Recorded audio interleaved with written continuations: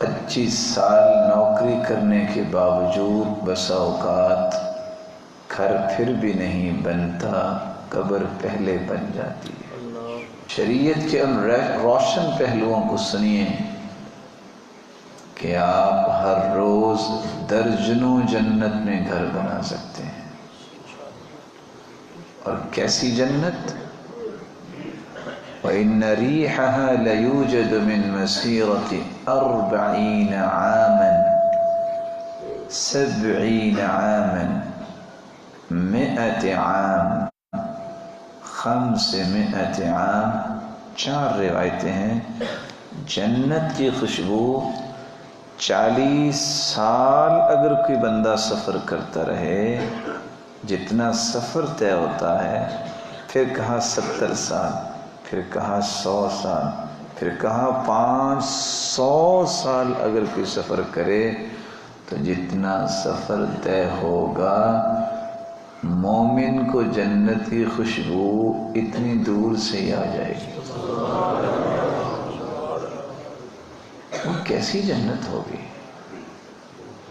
500 سال سفر، اور جنت میں جو خوشبوئیں ہیں وہاں تک پہنچ رہی ہیں بندہ مومن کو۔ صحیح بخاری کی روایت نے اس سے بھی بڑی بات بیان کر دی۔ اور سب سے بڑی بات، بندہ جتنا مرضی اچھا گھر بنا لے، تھوڑا سا بوڑھا ہونا سوچنے بیٹھ جاتا ہے، اف ساری کی ساری پونجی تو میں نے گھر میں لگا دی، اب میں بوڑھا ہو گیا تو بچوں کے کام آنا ہے۔ ساتھ ہی حدیث نے کہہ دیا لا تبلا ثيابهم ولا يفنى شبابهم، یہ دنیا میں خطرے ہیں کہ بوڑھا ہو جاؤں گا، جنت میں 33 ایئرز 33 سال کے گبرو جوان بن کے بندہ جائے گا اور ہمیشہ ایسا ہی رہے گا، جوانی نہیں ختم ہوگی۔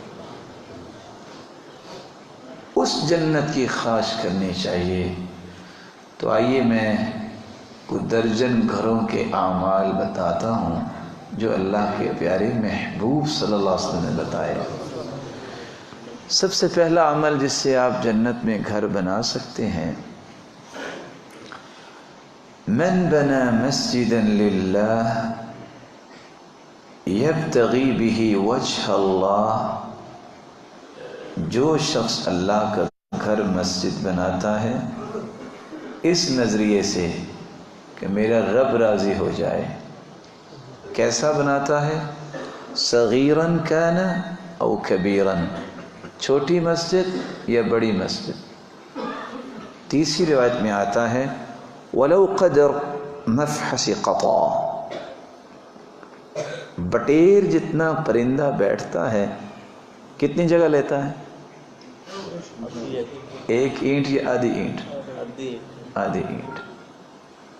ولو قدر مفحص قطا، اگر اتنی بھی مسجد کی جگہ کو تعمیر کروا دے۔ اور چوتھی روایت کہتی ہے او اصغر من ذالک، خواہ اس سے بھی تھوڑی جگہ کی تعمیر کا بندوبست کوئی کر دے، بن اللہ لہ بیتا فی الجنہ، اللہ ذوالجلال اس کا جنت میں پورا گھر ہی بناتے۔ فیصل آباد میں اینٹ کا کیا ریٹ ہے؟ جی، یعنی 1 اینٹ 10 روپے کی۔ اگر اس پہ آپ کنسٹرکشن کا میٹیریل ڈالیں، اچھے سے اچھا رشین ماربل بھی لگائیں تو 20 روپے بن جائیں گے 1 اینٹ کے۔ تو بٹیر بیٹھتا ہے آدھی اینٹ پہ، تو آدھی اینٹ جو 10 روپے کی ہوئی۔ سچ بتائیے آج بچہ 10 روپے پہ راضی ہوتا ہے؟ نہیں ہوتا۔ حدیث کی روشنی میں اگر آپ اتنا بھی کسی مسجد کی تعمیر میں حصہ ڈالتے ہیں، پہلی اینٹ مسجد میں لگتی ہے، جنت میں گھر پورا ہی بن جاتا ہے۔ دوسرا طریقہ جس سے آپ جنت میں گھر بنا سکتے ہیں، ابھی آپ نے ماشاءاللہ نماز پڑھی، اللہ تعالیٰ اس کو قبول فرمائے۔ حدیث کہتی ہے من سد فرجہ بن اللہ لہ بیتا فی الجنہ ورفعہ بہا درجہ، جو مسجد میں آ کے محبت، الفت، مودت، اجتماعیت کا ثبوت دیتا ہے، پاؤں کے ساتھ پاؤں اس طرح ملا لیتا ہے نرمی سے، تکلیف بھی نہیں ہوتی اور خلا بھی باقی نہیں بچتا۔ اللہ تعالیٰ کو یہ محبت اتنی پسند آتی ہے، فوراً اس کا جنت میں گھر بن جاتا ہے۔ ویسے آپ میرے بھائی ہیں، ذرا سچ بتائیے کہ اگر میں اور آپ پاؤں کے ساتھ پاؤں ملائیں کتنے پیسے لگتے ہیں؟ اتنی اللہ کی رحمت وسیع ہے۔ وَرَفَعَهُ بِهَا دَرَجَةً، صرف گھر نہیں بنتا، اس کے درجے بھی جنت میں بلند ہو جاتے ہیں۔ لیکن اگر کوئی پاؤں نہیں ملاتا تو جھگڑا نہ کیا کرے، احترام سے، اخلاق سے، نرمی سے اسے بتانا چاہیے کہ بھائی دیکھیں کتنا بڑا درجہ ہے، اور ساتھ حدیث سنایا کریں رسول اللہ صلی اللہ علیہ وسلم کی۔ آپ صلی اللہ علیہ وسلم چکے جس طرح اپنی مبارک آنکھوں سے دیکھتے، آپ مہر نبوت سے بھی دیکھا کرتے تھے نماز کی حالت میں۔ تو آپ صلی اللہ علیہ وسلم کا فرمان ہے، انی اراکم من وراء ظہری، میرے صحابہ میں تمہیں دیکھتا ہوں نماز میں، جب آپ کے پاؤں میں کوئی فاصلہ ہو جائے تو شیطان بکری کے بچے کی طرح آ کے کھڑا ہو جاتا ہے۔ تو بتا دینا چاہیے، اللہ تعالیٰ سمجھ دینے والا ہے۔ لڑائی نہ کریں، یہ نہ ہو کہ وہ ایک شخص بیچارہ آ گیا تو اس کو نہیں پتا تھا کہ پاؤں کے ساتھ پاؤں ملانا ہے، اس نے آ کے جب کھڑا ہوا تو پہلا کھڑا انسان اس نے پاؤں ملایا، اس نے نہیں ملایا، اس نے پھر ساتھ ملایا، اس نے پھر پیچھے کر لی، اس نے پھر ساتھ ملایا، وہ صف کے اندر ہی گاڑی چلنی شروع ہو گئی۔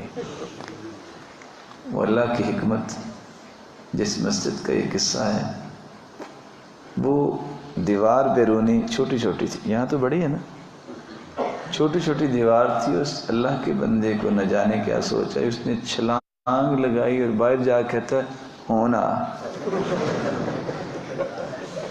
کیا فائدہ نکلا؟ یہی آپ نماز کے بعد اس کو سمجھا دیں، اس کی نماز بھی خراب کی۔ کسی چیز کو شریعت سمجھ کے جب آپ پیش کر رہے ہیں، پھر طریقہ بھی شریعت کا سیکھیں۔ یہ نہیں ہونا چاہیے کہ چونکہ یہ مانا نہیں ہے تو نعوذ باللہ یہ کافر ہو گئے، اب اس کو جہنم میں جانا چاہیے۔ آپ کی خواہش یہ ہونی چاہیے کہ دنیا جہنم سے بچ کے جنت میں جانا چاہیے۔ تیسرا طریقہ جس سے آپ جنت میں گھر بنا سکتے ہیں، رسول اللہ صلی اللہ علیہ وسلم نے فرمایا، من صلى 12 ركعة في يوم وليلة، جو دن اور رات 24 گھنٹے میں 12 رکعتیں پڑھ لیتا ہے، من غیر الفریضہ، فرائض نہیں، سنتیں۔ کون سی 12؟ 4 قبل الظہر ورکعتین بعدها ورکعتین بعد المغرب ورکعتین بعد العشاء ورکعتین قبل صلاة الفجر، 4 ظہر سے پہلے، 2 ظہر کے بعد، 2 مغرب کے بعد، 2 عشاء کے بعد، 2 فجر سے پہلے۔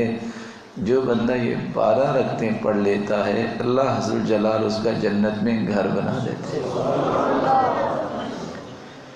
سیدہ ام حبیبہ رضی اللہ تعالیٰ عنہ اس روایت کو بیان کرتی ہیں اور ساتھ یہ کہتی ہیں، سنو، ما ترکتہن منذ سمعتہن، میں نے جب سے یہ حدیث سنی ہے لوگوں، میں نے آج تک یہ رکعتیں چھوڑی نہیں ہیں۔